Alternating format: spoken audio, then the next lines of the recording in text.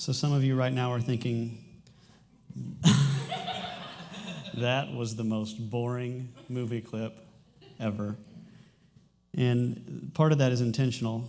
There's a Franciscan spirit website with a monk that writes about contemplative movies, and he describes this as the most contemplative movie I've ever seen, which a lot of you automatically are like, well, then it's a movie I'll never see.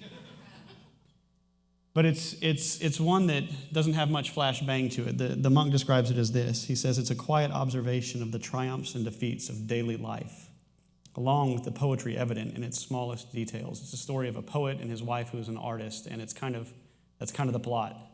There's not a lot to it, but this monk describes it like this. He says, most movies pull the viewer in through chaos, madness, or emotion. Basic storytelling says that there needs to be an emotional hook, an inciting incident of some sort to engage a viewer and pull them in. But dramatization or romanticization is not always an accurate depiction of life. My wife and I went and saw Kong versus Godzilla recently because it was the only movie that we felt comfortable seeing, and we went and saw it at Escape Theaters in their Uber Ultramax, where it's 3 stories. It's beyond IMAX. It used to be IMAX. Today it's something beyond that, and that's kind of the only time we go to the movie theater is when there's a movie that needs to be big, and nowadays it's just bigger and badder and louder and crashier and banger and murder, kill, and burn and destroy and shoot, and those are the movies that attract attention. And I finally decided what I would name my theater if I was going to start one, and I would call it the Mega Max Uber Ultimate Extra X Large Flash Bang Rib Shaker Orgasmic Corn Eye Copiatic Colossal Double Max with a side of Maximum Maxness Theater. And I think people would come in droves. But we go to the movies because we want something kind of larger than life.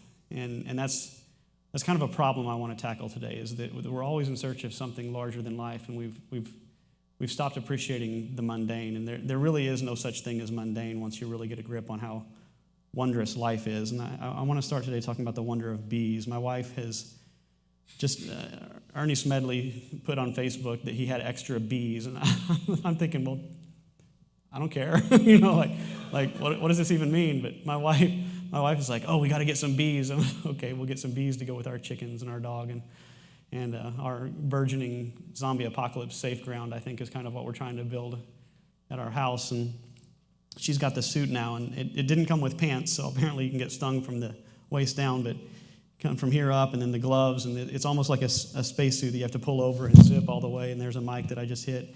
She goes out and takes care of the bees. She's a beekeeper now, and she's training our kids to be beekeepers and spending way too much money on bees for honey that I won't ever eat, but that's the life I'm living right now. And I've found out that even in just this basic exploration of bees and honey, I've discovered that they're pretty fascinating creatures. And yesterday I'm thinking if you invite a swarm of bees into your yard, this is a bad decision, right? And it's just not. They just kind of leave you alone. And I was mowing on our zero-turn mower yesterday and swung around right in front of the bees, and there were a lot of bees, and they just completely ignored me, and that's not what I expected. But because of this, I've been doing a little bit of research on bees and reading about bees and I'm finding them wondrous, and so I wanted to share a few bee facts with you today. And this one to me is the most fascinating, is that bees experience their surroundings as moving towards them while they themselves appear to be standing still, which is like a video game. It's like a first-person shooter video game where you stand here and all you see are your arms and the stuff. And I don't know how they figure this stuff out. Apparently scientists have attached electrodes to the neurons of bees, and I can't imagine what a delicate little surgery that was, but they've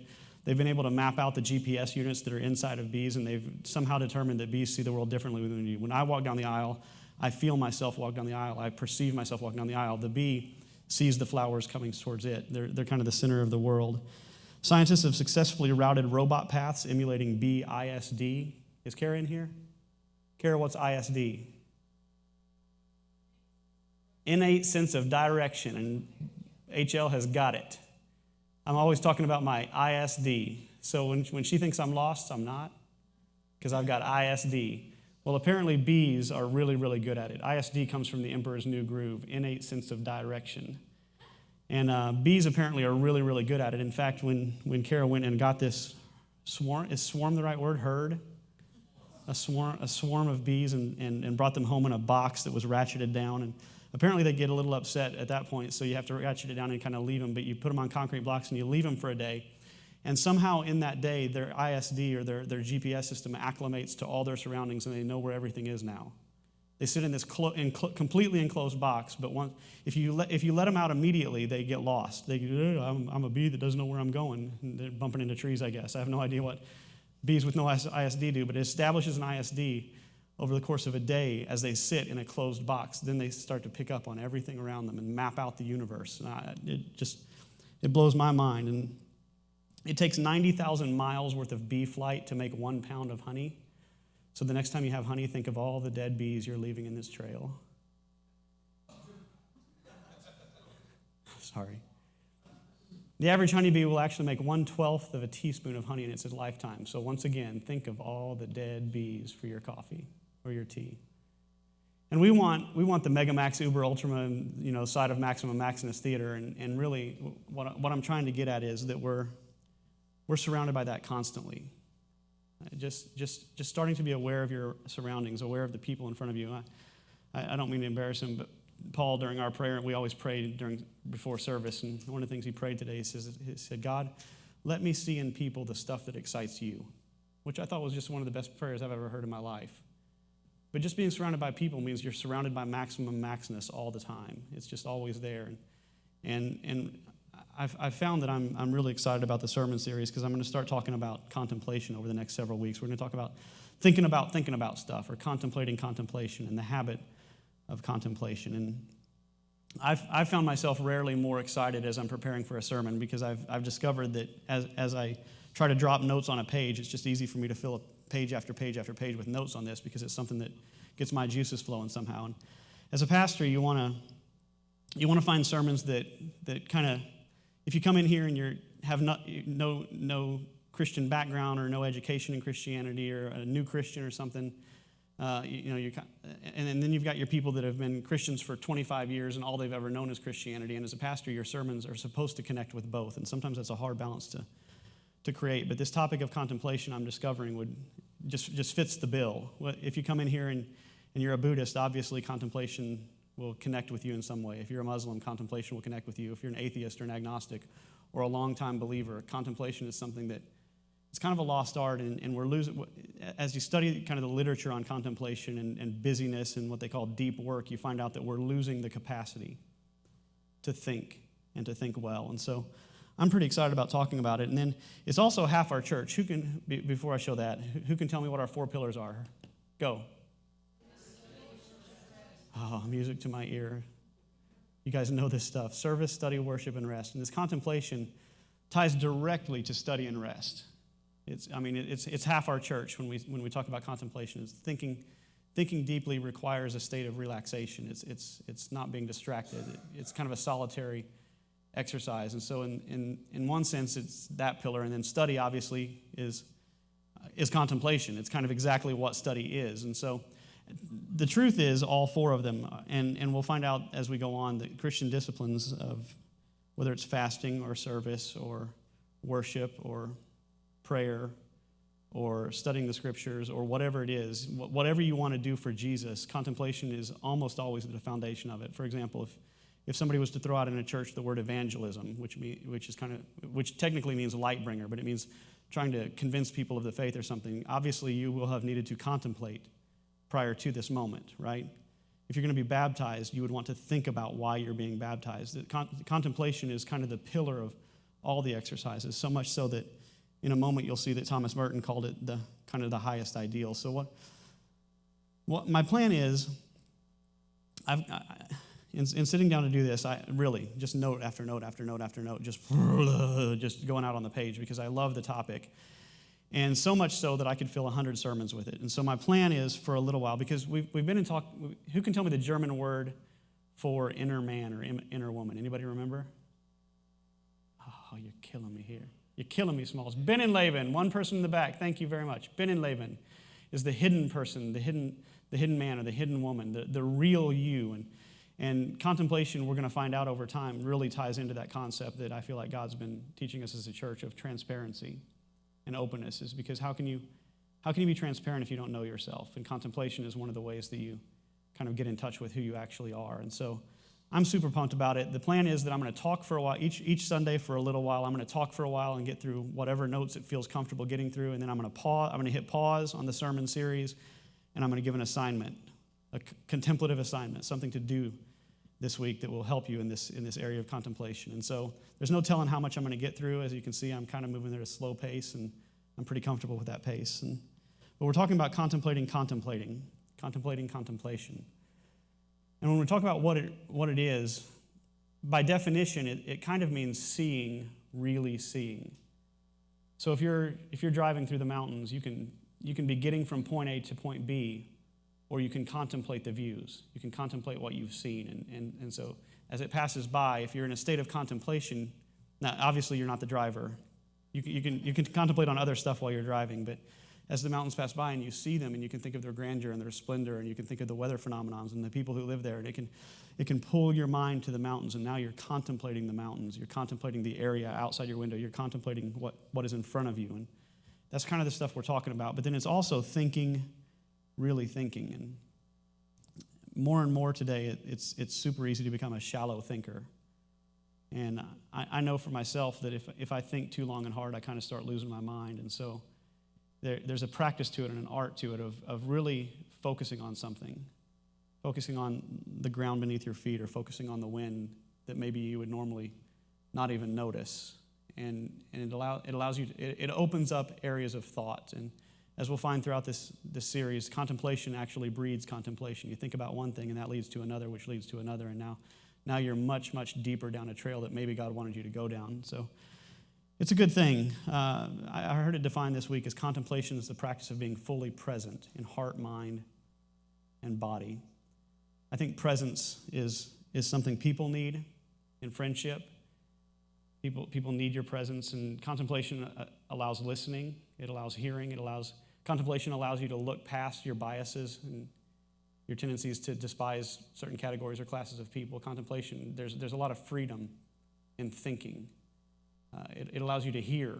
If someone tells me a view that I disagree with, a contemplative person will say, I disagree. Boom, my synapses are firing. I disagree. I'm running, fight or flight, I'm gone. Contemplation says, I will hear you. I may not end up agreeing with you, but I will hear you. And it goes a long way towards destroying polarization in our society. Contemplation. It's a beautiful, beautiful thing. So I want to start with what it's not, and what contemplation is not, because especially in evangelical circles or in the Western church, you start talking about contemplation and people hear Zen Buddhism right away, and they think, oh boy, heresy, and it can become like a New Age mysticism. And in some sense, there is a mysticism to contemplation, and New Age could mean progression. And so it's all stuff to think about, which is kind of what we're talking about, is thinking about stuff. But there's a few things that I'm not describing here, and one is Gnosticism-ish. And so the Gnostics were early Christians who embraced a thought pattern that was eventually kind of decried as heresy. And Gnosticism, it comes from gnosis, the Greek gnosis, and gnosis means knowledge. And the Gnostics were people who kind of thought knowledge was king, that contemplation was God, that there was like this secret knowledge that God wanted to bestow that kind of, and some believe were bestowed through Jesus. And that if you acquired said knowledge, then you would be one with God. And so you have to be careful. Contemplation isn't an idol. It's not something we're worshiping here. It's more something that sends us towards the object of our worship. And so it's not Gnosticism. But then it also does, there's an although for each of these things it's not. And contemplation does increase knowledge, and knowledge is important and valuable. So we don't want to diminish knowledge. We don't want to make it an idol, but we don't want to make it like it's trash either. We want to put it on its proper pedestal, and I think that's what contemplation does. We're not talking about actualization through meditation. We're not saying you can be all you can be if you will contemplate well and reach some mystical union with the universe. That's not what we're talking about. It's not laziness, although sometimes it looks like laziness. I went Monday and hung in a hammock for 2 hours at a park here, and one guy that walked past, he said, I think you need to learn how to relax. And I don't know if he was jabbing at me or if he was pleased to see me relaxing, but I was contemplating. That's what I needed some time. I needed some space. So I went and sat in a hammock and stared at some trees. And you do that a little bit too much, and then people start to think you're lazy. But as we'll find out, contemplation can be work, and contemplation leads to great things. And so it's not laziness, but it does require relaxation. In some sense, it's not difficult. It's as easy as think about a crocodile. Well, there you go.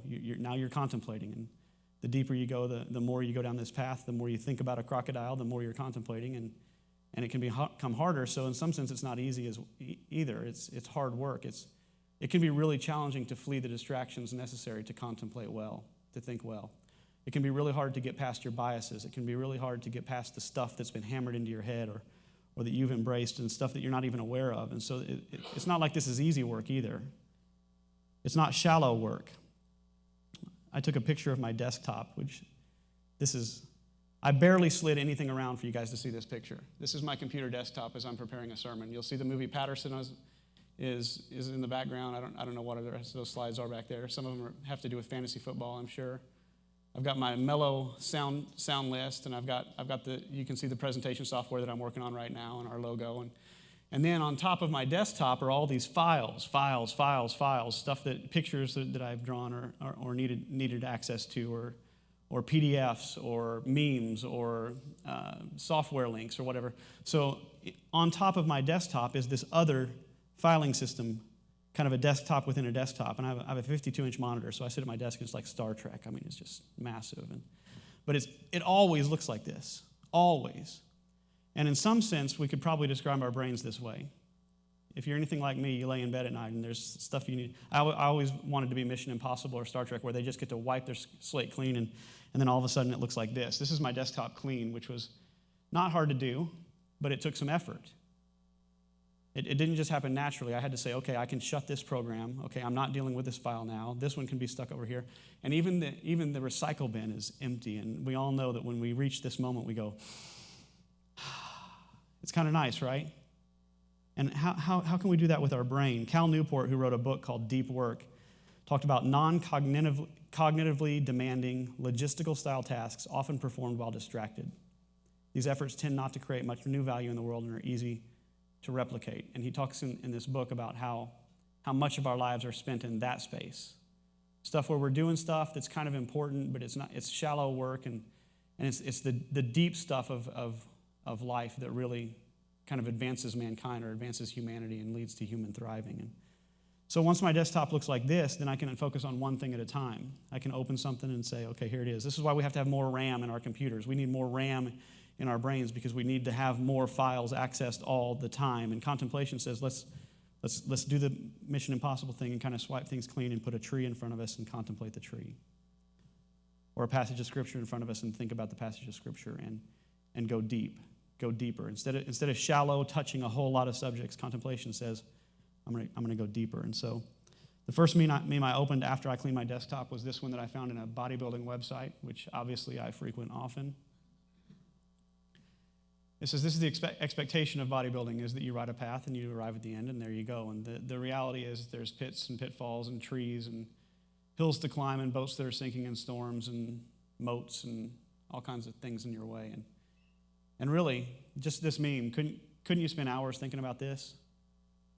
I mean, how valuable would it be for you to sit down when it comes to your friendships and say, expectation versus reality? Where do I feel entitled? Where is my expectation of what a friendship is supposed to look like? Where is it off? Where is it on? What is the reality of what friendship looks like? Or do it with your spouse or your significant other or your job or your money. I mean, you could get lost in this thought of how do I see success? And what are the pitfalls between me and success? And is it normal that I'm having such a hard time getting there?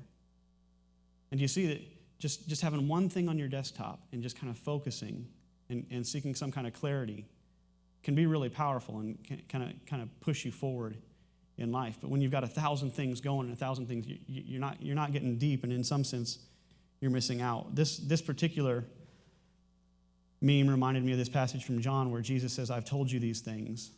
So he's sitting down at the Last Supper at this point. He's warning the disciples that it's going to be challenging. It's going to be hard. He says, "I've told you these things so that in me you may have peace. In this world you will have trouble, but take heart. I have overcome the world." Now, a contemplative would take this passage and say, what are the things that he's told us? it would say, so what does that mean that in him I have peace? Jesus doesn't say, I'm offering you peace in the knowledge that life is hard, because life is hard for everybody, but instead he says, in me there is peace. What does that mean? And now we're contemplating. Now we're staring at the Scripture in the face. We're looking at it as a mirror. We're trying to see ourselves. We're trying to see God. We're diving in deep to the passage. And there's so much stuff in just this passage. In this world you will have trouble, but take heart. I have overcome the world. Who overcame the world? Jesus overcame the world. What does it mean that he overcame the world? And how does that apply to my current circumstances and the difficulties I'm facing? And you see that you can open up the Scriptures and you can do your due diligence and flip through the Scriptures and conquer your psalm for the day or your proverb for the day or your passage for the day or whatever it is that you feel kind of duty-driven to do, or you can contemplate. You can stop and think. And it's not easy work. It's kind of not hard work, but it's purposeful work. It's on-purpose work. You have to kind of decide that you're going to do this. You kind of have to decide to clear the desktop and start with a blank slate and put something at the forefront. And as we'll find out in later weeks, Jesus says there's one thing that matters. And if you're going to be a person that pursues one thing, you're going to have to learn contemplation. You're going to have to learn to clear the desk. So why does it matter? Why is contemplation important? Thomas Merton, if you've never been down to the Abbey of Gethsemane in the Thomas Merton Center, I strongly encourage it. It's a great spot, and it's less than an hour away. But he says this. He says, contemplation is the highest expression of man's intellectual and spiritual life. And I'm going to go ahead and disagree with old T-Dog here for just a second, is that I don't think that's true. I think love is actually the highest expression. But I believe contemplation is intimately and closely tied with love. So he's kind of right, but I'm going to call him on this one. But he says it's that life itself, fully awake, fully active, fully aware, that is alive. It is spiritual wonder. It's spontaneous awe at the sacredness of life, of being.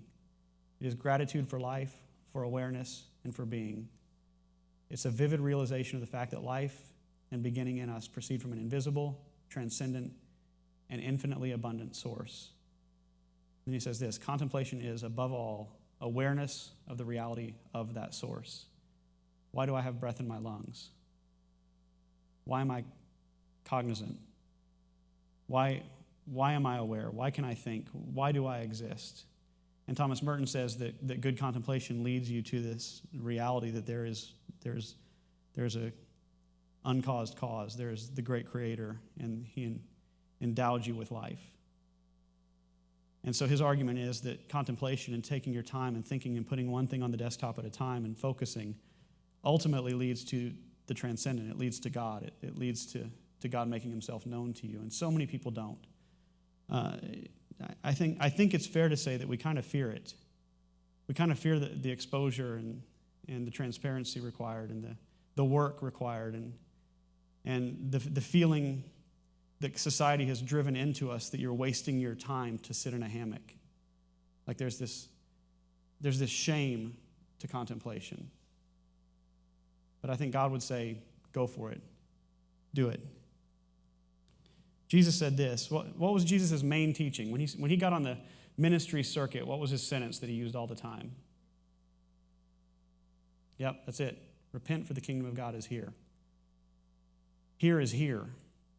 I find myself in my bathroom sometimes because if my wife didn't exist, my clothes would stay in a pile and I would just wear them until they got dirty and then put them in a different pile, and I would have 2 separate piles, and actually like 8 separate piles, and maybe it's more transparent than I should be, but I sit in my bathroom and think, okay, I'm gonna get this under wraps, and I'm gonna put all my clothes away and fold all the laundry and hang all my, I'm gonna put my T-shirts in alphabetical order by color, and And there's this thought in me that life would be better if there was just a little bit less chaos. And I'm thinking, if I could just get there. But while I do that, there's phone calls I got to make. There's time I want to spend with my kids. There's a vacation planned for later this year that I'm going to have to start figuring out some of the travel arrangements for. And there's just all this stuff. And I find myself standing in my bathroom, not living in my bathroom. I'm somewhere else all the time. I'm always thinking, how can I be better? How can I improve? How can I get there?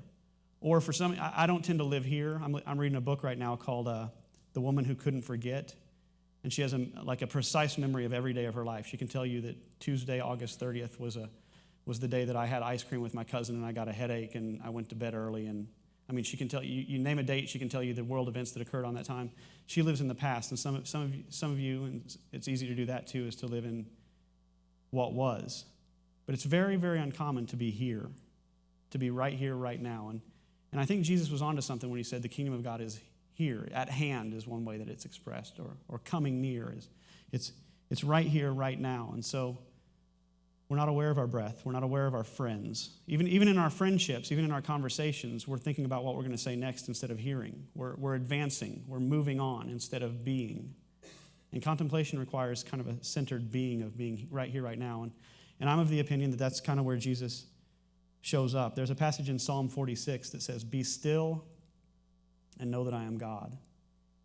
It doesn't say work hard and know that I am God. It doesn't say strive and know that I'm God. It doesn't say get better, get good, and know that I'm God. What does it say? Be still. It's this Hebrew word harpu. And harpu means desist, stop all effort, give up, let go, relax, don't struggle. And it says that's where God shows up. Because in that moment you say, well, I'm out. I'm clearing the desktop. One thing matters. Then you'll know that he is God. It's fleeing distraction. It's allowing yourself to think deeply, to do what our author called deep work. The practice of being fully present in heart, mind, body, and soul is where God shows up. It's also nice to know that contemplation promotes efficiency. I heard a story, and this may have been like one of those Reader's Digest stories that gets circulated every now and then, so I couldn't find it. I looked for it again, and I searched all the keywords, and I couldn't find this story anywhere, and I don't, for the life of me, remember where I saw it, and trust me, I've contemplated it this week, and I just can't come up with an answer. But it talked about a consultant that had been brought into a large company to consult and to examine them for their systems and their finances and suggest areas of improvement. And at the final meeting with the upper crust management, they laid out all their documents about how their money could be improved, or how their systems could be improved, or how their work lines could operate more efficiently. And the guy says to the leaders, he says, "There's one question I have for you. There's this office down in the basement, and there's this guy in there. And every time I see him, all he's doing is he's got his legs propped up on his desk, and I think he might be sleeping.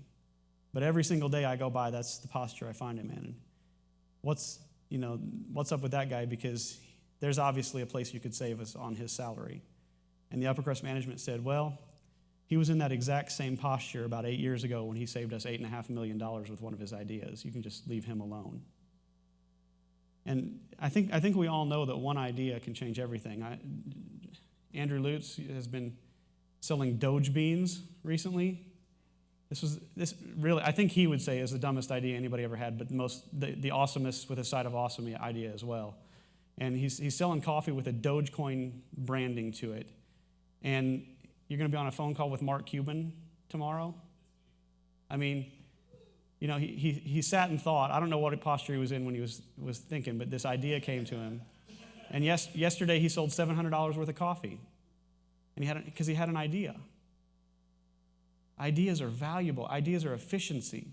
You can work and strive and say, how can I be? How can I be? How can I be? But one idea can just kind of wipe that slate clean and give you a fresh start. I used to have a contractor named Gary that used to build for me, and these aren't my stairs, but they're pretty similar. And I had him build a stairwell for me, and so because the treads were off, and it was high rise, low tread, and so they were really hard to walk on. So I called in Gary to replace them, and he tore them all out. And so there was this big hole where I couldn't even reach my office because the stairs were out. And it took him weeks to do these stairs. So I couldn't get to my office except to put a ladder up and climb up. I had to use a ladder to get to my office for weeks. And when I hired him, I knew he was great because I had seen some of his work before, and it's meticulous, beautiful, amazing carpentry work.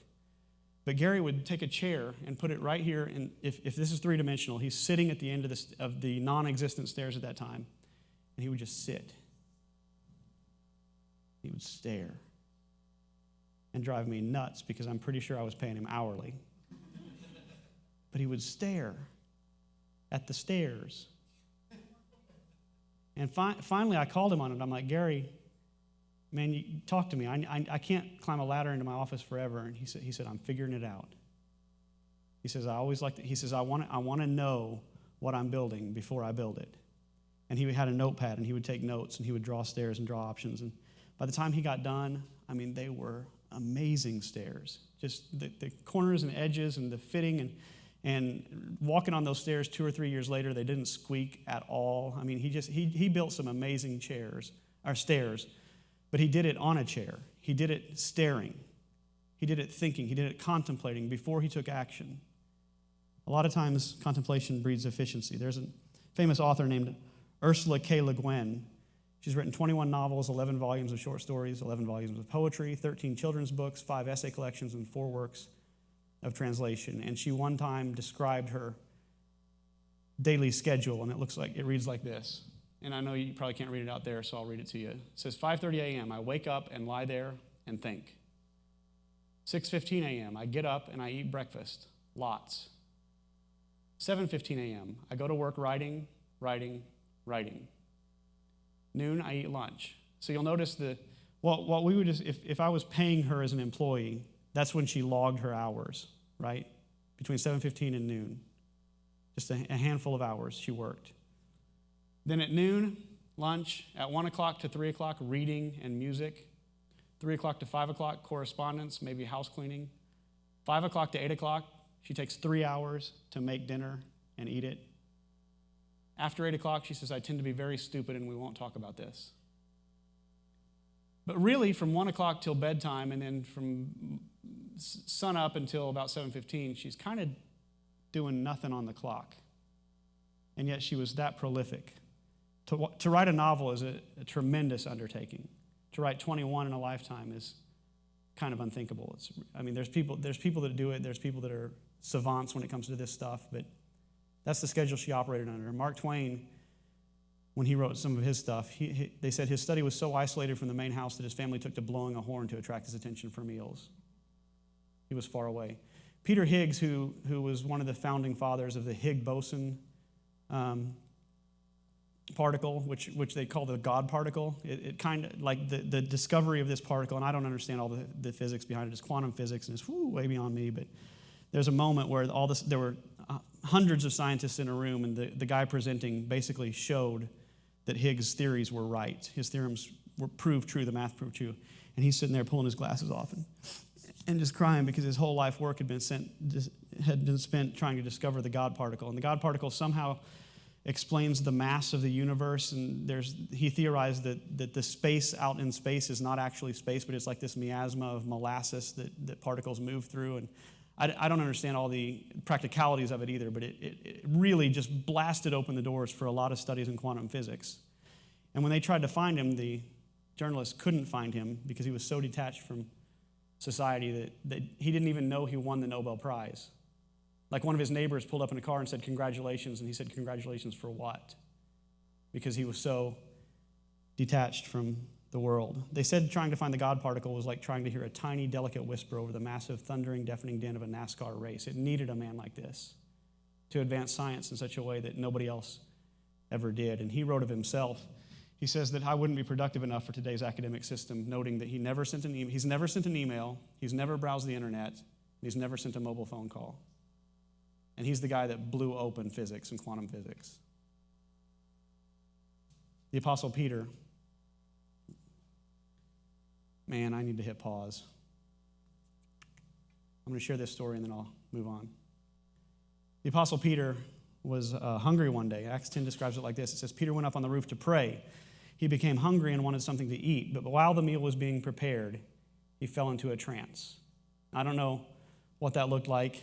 When I think of a trance, I think you're kind of gone, right? I think of contemplation and entering a trance as kind of going hand in hand. Whatever he was doing was probably contemplative of some sort. It was calm. It was undistracted, would be my guess. And at this very moment, God shows him a vision of some foods that he considered unclean, all these animals and foods that were in a big net. And God speaks to him in this vision and says, don't call anything unclean that I have made clean, right? And the translation of the vision is that there was separation between people. There was polarization. There was racism rampant in Judaism at this time. The Gentiles were heathens and heretics and bad and not to be touched, and they're a different caste of people. And God is saying to Peter in this vision, that's got to end. Christianity is for everyone, everywhere. I mean, this was a pivotal moment in the history of mankind when the new burgeoning Jewish faith said, it's not just for Jews, it's for everybody. You guys sit in this room today worshiping Jesus, partially because of this vision that occurred because Peter fell into a trance. It's spectacular. And it says these Gentiles showed up at his door.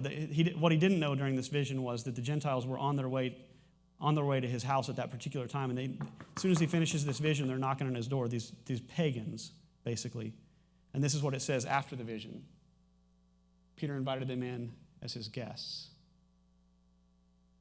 It's a powerful, powerful thing that occurred when Peter postured himself in such a way as to enter a trance. So I'm hitting pause, and here's your homework for this week, is I want you to become sensual. Bum, bum, dun, scary pastor moment. You can't say sensual in church. Yes, I can, and I just did. Get over it. I want to encourage you to touch the tree. Now, don't just go touching anything you want to touch, because that can get weird real fast.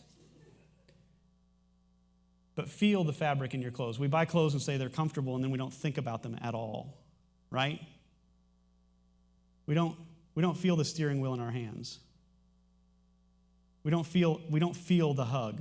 We're already thinking of the next hug or the next thing we got to do. Is take moments to touch, and we're starting super simple here. When we talk about contemplation, we're talking about being in the moment, and being in the moment means tuning into your senses, touching, tasting the food. I talked about Andrew Lutz and his Dogecoin. You ought to eat a meal with Andrew Lutz. He has a vacuum cleaner, and the food is gone. I've never seen anything like it in my entire life. It is supernatural. It is a gift of the Holy Spirit, how he devours food. You put a plate, and then the plate is gone. Boom, done. Andrew, taste the food, bro. Live in the moment. Savor, taste, feel. I was in my van the other day when I was trying to be in the moment, and I noticed that there's 2 places in my van where the plastic rubs other plastic, and it goes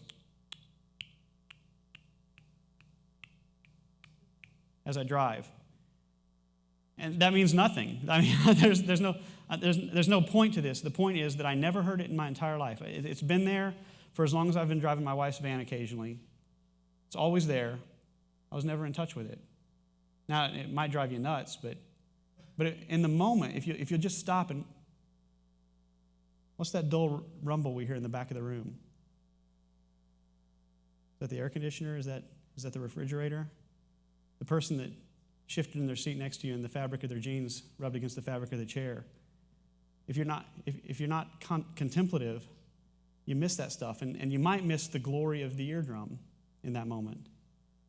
You might miss the majesty of sound of birds in the trees outside your office space. It's being in the moment and hearing. It's smelling the soap and seeing the stuff. This picture drives me nuts. Anybody know why? Everybody mumbled. Somebody say something. The power lines. Any picture with power lines is like, oh, dang it. Sorry, that's there. Because I want to, a good contemplative is going to, what are they going to look at in this picture? The cloud. But in doing so, they're going to miss thousands of years of industry. They're going to miss the work of blue-collar people everywhere. They're going to miss the juice that powers our lives. I mean, so when you see this picture, there's lots to think about here. Why is the sky blue? Why is that cloud so lonely? Why did the moisture condense right there and not over there? Where does that power line lead? Whose houses is it giving juice to right now? What are they enjoying? You see, you can get lost. Even the stuff that normally you'd think, I don't want to look at that. And you can get lost.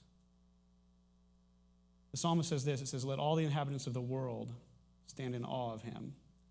And I'm convinced that contemplation and taking a moment to be where you are, to center, to be sensual, to touch, to feel, to taste, to smell, to hear, is to stand in awe of what God is doing and what God has done. And I want to encourage you to do it this week, is at some point, tune in on your senses and allow yourself to feel, to smell, to touch, to see, and to hear. And I think I'm a believer that that will be the beginning of a lifelong journey that will lead you closer to God and closer to Jesus.